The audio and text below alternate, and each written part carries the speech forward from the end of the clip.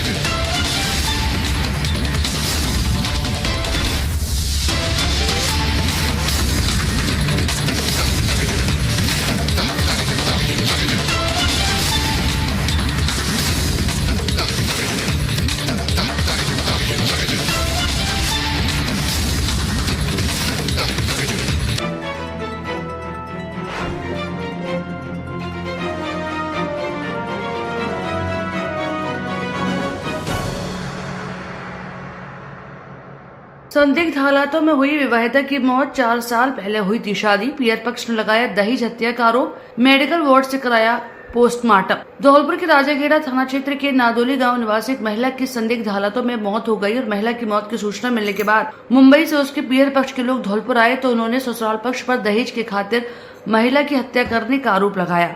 इसके बाद पुलिस ने मेडिकल बोर्ड से पोस्टमार्टम कर दिया। मुंबई से धौलपुर पहुंचे मृतक महिला निकिता सिकरवार 26 वर्ष पत्नी पवन निवासी नादौली के फुफेरे भाई लोकेश सोलंकी ने बताया कि 4 साल पहले उसकी बहन निकिता की शादी धौलपुर के पवन के साथ हुई थी। शादी के बाद से ससुराल पक्ष के लोग दहेज के खातिर उसकी बहन को परेशान कर रहे थे। बताया कि शुक्रवार को उन्हें अपनी बहन को संदिग्ध हालातों में मौत की सूचना मिली। सूचना पर अस्पताल पहुंचे पीर पक्ष ने मृतक महिला का शव देखने के बाद ससुराल पक्ष पर गला दबाकर हत्या करने का आरोप लगाया। पीर पक्ष की शिकायत पर राजाखेड़ा थाना पुलिस ने जिला अस्पताल की मोर्चरी में पहुंचकर मेडिकल बोर्ड से महिला का शव पोस्टमार्टम करा दिया। पुलिस के अनुसार पोस्टमार्टम रिपोर्ट आने के बाद ही मामले में अगली कार्रवाई की जाएगी। मैं चंद्रभान सोलंकी जो कि बॉम्बे में रहता हूँ और शादी की है इधर अपने पवन सिकरवार, विजेंद्र सिंह सिकरवार, उनके ताऊ जी का नाम है। नादौली गांव है। उन्होंने मेरी बच्ची को ये शादी करी थी उनकी करीबन 2/8/2024 को की थी शादी, जिसमें कि आज उन्होंने दहेज के हिसाब से बच्ची को मार डाला मेरी को। मुझे उचित न्याय मिले, यही आपसे गुजारिश है। धन्यवाद। देर रात सूचना मिली कि राजाखेड़ा निवासी निकिता सिकरवार है, उसने फांसी लगाकर आत्महत्या कर ली है, जिसकी डेड बॉडी है मोर्चरी धौलपुर में रखी हुई है। आज उक्त इत्तला पर धौलपुर मोर्चरी में उपस्थित हुए, जहां मृतका के परिजन मिले जिन्होंने ससुराल पक्ष पर दहेज हत्या का आरोप लगाया है, जिस संदर्भ में उन्होंने रिपोर्ट दी है, जिस पर मुकदमा पंजीबद्ध कर लिया गया है और शव का पोस्टमार्टम करा दिया गया है और अग्रिम अनुसंधान जारी है। जी, अभी मैं यहाँ धौलपुर के जिला अस्पताल में उपस्थित हूँ। मैं विजय सिंह राठौड़ एडवोकेट ग्वालियर से आया हूँ। यहाँ जो मृतक निकिता की बॉडी को देखने आया हूँ, उसके ससुराल में उसकी डेथ हो गई है, फांसी लगा के डेथ हुई है, ऐसा पुलिस वालों ने बताया है। हम लोग यहाँ सब मौजूद आए हुए हैं और उसको परेशान थी वो पहले से, तब उसने आगे तो पुलिस ही बता पाएगी और घर वाले किस कारण से ये डेथ हुई है। उसके माता पिता भी आ गए हैं मुंबई से। अब बाकी आगे की जानकारी को आप खुद दे पाएँ। आप कौन लगते हैं उनके? मैं बहनों ही हूँ, मैं मेरी साली है निकिता, मृतक मेरी साली है। ये कितने टाइम पहले शादी हुई? शादी इनकी 4 साल पहले हुई थी और एक बेटा है छोटा सा, वो अभी अपने गांव में है मामा दादी के पास। शादी मुंबई से हुई थी, ये लोग मुंबई में वापी में रहते हैं, गुजरात में सॉरी, वहीं से लगा हुआ है वापी।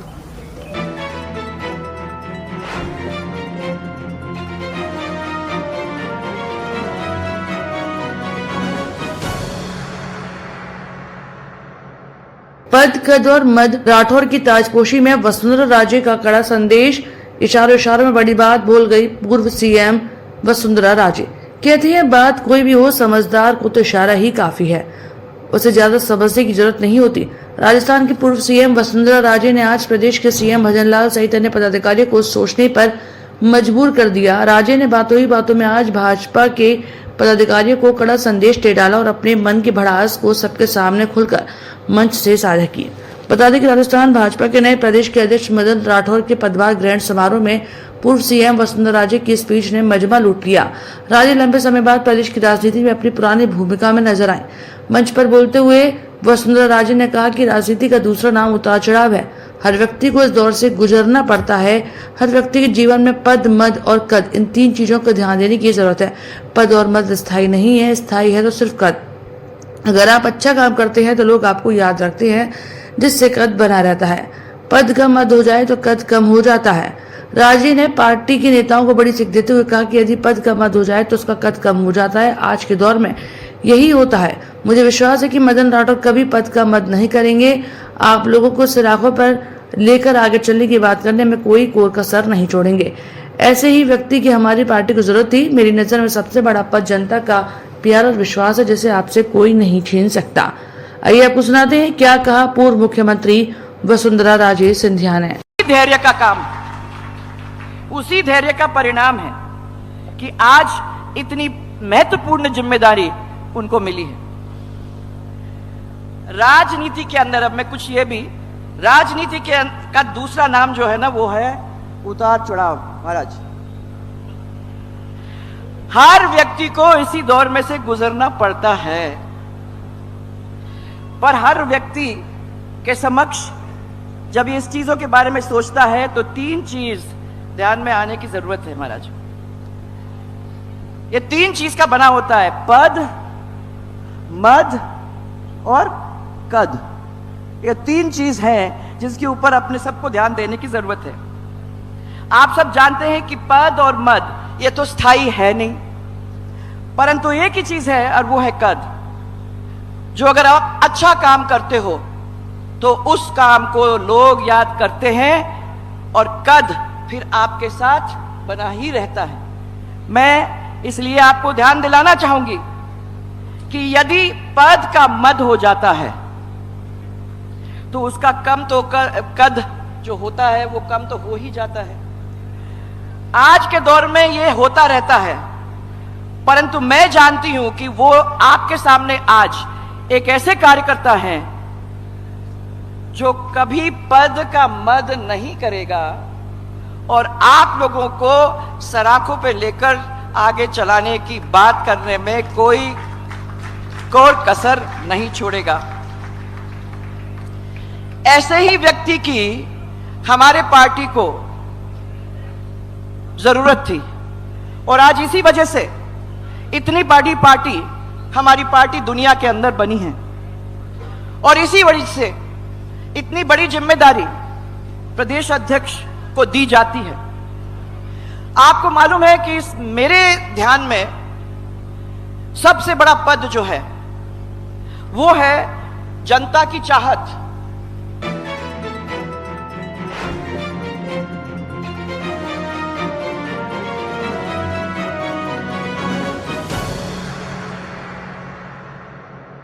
आगरा के ताजमहल में तहखाने के करीब और दीवार पर 2 युवकों ने शनिवार को जल चढ़ाया है। ओम का स्टिकर भी चिपकाया। दावा किया जा रहा है कि वे बोतल में गंगा जल लेकर आए थे, जिसका उन्होंने वीडियो भी बनाया, जिसमें वे कहते हैं कि अब हम अंतिम पड़ाव पर पहुंच गए हैं। हर हर महादेव। सीआईएसएफ ने उन्हें पुलिस के हवाले कर दिया। ये दोनों अखिल भारत हिंदू महासभा के कार्यकर्ता श्याम और विनेश कुंतल हैं। हिंदू महासभा का दावा है कि ताजमहल नहीं, तेजो महल है, शिव मंदिर है। डीसीपी आगरा सिटी सूरज राय ने कहा कि गंगा जल चढ़ाने की पुष्टि अभी नहीं हुई है, मामले की जांच की जा रही है। मथुरा की अखिल भारत हिंदू महासभा जिला अध्यक्ष छाया गौतम ने बताया कि 31 जुलाई को मैं श्याम और विनेश कुंतल के साथ सोरो से कावड़ लेकर चली थी।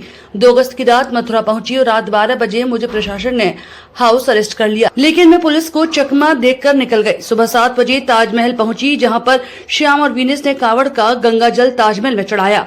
पानी की बोतल अंदर ले जा सकते हैं।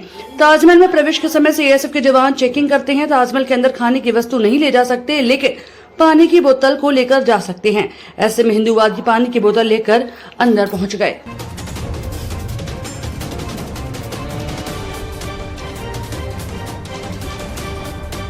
देखिए, आज दिनांक 3 अगस्त 2024 को सीआईएसएफ, जो कि ताजमहल की अंदर की सुरक्षा देखती है, उसके द्वारा लोकल थाना ताजगंज पर सूचना दी गई कि 2 युवक जो पर्यटन हेतु ताजमहल के अंदर आए थे, उनके द्वारा बिस्लरी की बोतल से उनको ताजमहल प्रेमाइस में जल गिराते हुए देखा गया और उस सूचना पर सीआईएसएफ ने इन दोनों युवकों को हिरासत में ले लिया है। सीआईएसएफ के द्वारा दी हुई लिखित तहरीर पर थाना ताजगंज पर अभियोग पंजीकृत कर इन दोनों युवक को के खिलाफ आवश्यक विधिक कार्रवाई की जा रही है।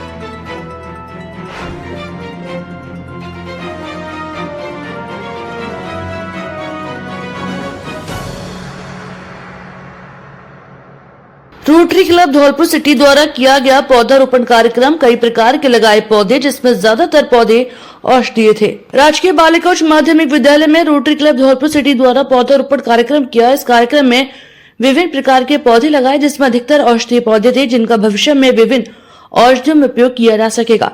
क्लब अध्यक्ष रोटरी गौरव गर्ग ने बताया कि पर्यावरण में बढ़ते प्रदूषण की वजह से वर्तमान पौधारोपण की आवश्यकता अधिक हो गई है। वृक्ष और पौधे वायु को शुद्ध रखने के साथ ही जल संरक्षण करने में मदद करते हैं और अनेक प्रकार से पर्यावरण को भी लाभ पहुंचाते हैं। इस दौरान रोटे रोहिल सरीन ने कहा कि ग्लोबल वार्मिंग के खिलाफ लड़ाई में पेड़ पौधे अपनी महत्वपूर्ण भूमिका निभाते हैं। तो वहीं रोटे डॉक्टर अनिल बंसल ने बताया कि पेड़ धरती की सतह को स्थिर रखने में मदद करते हैं। पेड़ भूस्खलन, चट्टान गिरने और हिमस्खलन के प्रभाव को कम करने में भी सहायक होते हैं। इसी दौरान रोटे आदर्श त्यागी ने कहा कि वर्तमान में वृक्षारोपण सबसे अच्छी गतिविधि है जो मनुष्य हरियाली से घिरा होता है, जो वह हमेशा प्रकृति से जुड़ा हुआ महसूस करता है। अंत में क्लब सचिव रोटे अंकित अग्रवाल ने विद्यालय की प्रिंसिपल अर्चना मिश्रा, व्याख्यात भगवान सिंह मीरा, अनुपम सहित सभी कार्यकर्ताओं, छात्राओं तथा कार्यक्रम में मौजूद सभी का आभार व्यक्त किया और कहा कि यदि हम विभिन्न कार्यक्रम में उपहार में पौधे भेंट करें तो बहुत नेक कार्य होगा। कार्यक्रम में रोटे रोहित सरीन, डॉक्टर अनिल बंसल, आदर्श त्यागी, रोटे राजीव कुशवाहा, बालकिशन, विनोद गर्ग, रंजीत दिवाकर, नौशाद मुनव्वर आदि मौजूद थे। राजकीय बालिका उच्च माध्यमिक विद्यालय धौलपुर में सघन वृक्षारोपण कार्यक्रम रखा गया और इस वृक्षारोपण कार्यक्रम में सबसे अच्छी बात ये रही कि पारिजात है, आंवला है, नीम है और भी कई ऐसे औषधि पौधे लगाए गए हैं जिनके बारे में बच्चों को जानकारी प्राप्त हो सकेगी और उसका लाभ मिल सकेगा। तो रोटरी क्लब की बहुत ही अच्छी पहल है कि वृक्षारोपण के लिए पूरे जिले भर के स्कूलों में जा करके और वृक्षारोपण कार्यक्रम कर रहे हैं, लोगों को प्रेरित कर रहे हैं और सरकार की मंशा भी है कि ज़्यादा से ज़्यादा लोगों को पेड़ लगाने के लिए प्रेरित करें। आज रोटरी क्लब धौलपुर सिटी द्वारा राजकीय बालिका उच्च माध्यमिक विद्यालय राधा बिहारी मंदिर के पास में पौधारोपण किया गया। तो इस पौधारोपण में आम पौधों से हटकर औषधि युक्त जो कि मेडिसिनल प्लांट्स कहलाते हैं, उनका आज पौधारोपण किया गया है, जिससे कि ये बड़े होकर दवाइयाँ औषधि बनाने में काम करें और उसके अलावा लोगों को हर तरह से इनकी मदद मिल सके।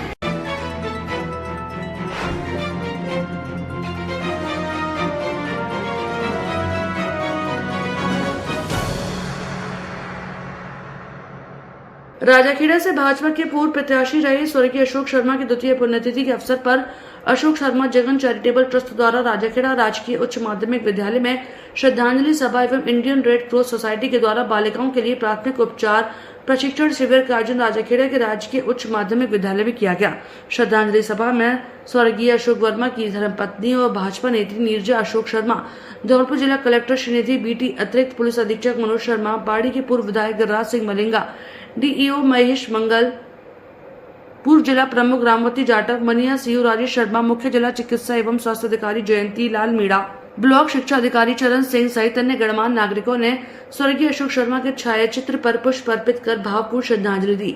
श्रद्धांजलि सभा में सर्वप्रथम नीरजा अशोक शर्मा और जिला कलेक्टर श्रीनिधि बीटी के साथ अन्य गणमान्य लोगों ने दीप प्रज्वलन के साथ पुष्प अर्पित कर श्रद्धांजलि दी, जिसके साथ प्रधानमंत्री मोदी के द्वारा चलाए जा रहे पौधारोपण अभियान के तहत एक देश एक पेड़ देश के नाम के अंतर्गत छायादार पौधे लगाकर पौधारोपण किया। साथ ही इंडियन रेड क्रॉस सोसाइटी के सचिव संजीव श्रीवास्तव, प्रशिक्षक डॉक्टर प्रज्ञा दीप व डॉक्टर विनोद गर्ग द्वारा राजाखेड़ा क्षेत्र की बेटियों के लिए प्राथमिक उपचार प्रशिक्षण शिविर आयोजित हुआ, जिसमें चिकित्सा से संबंधित प्राथमिक उपचार की जानकारी दी।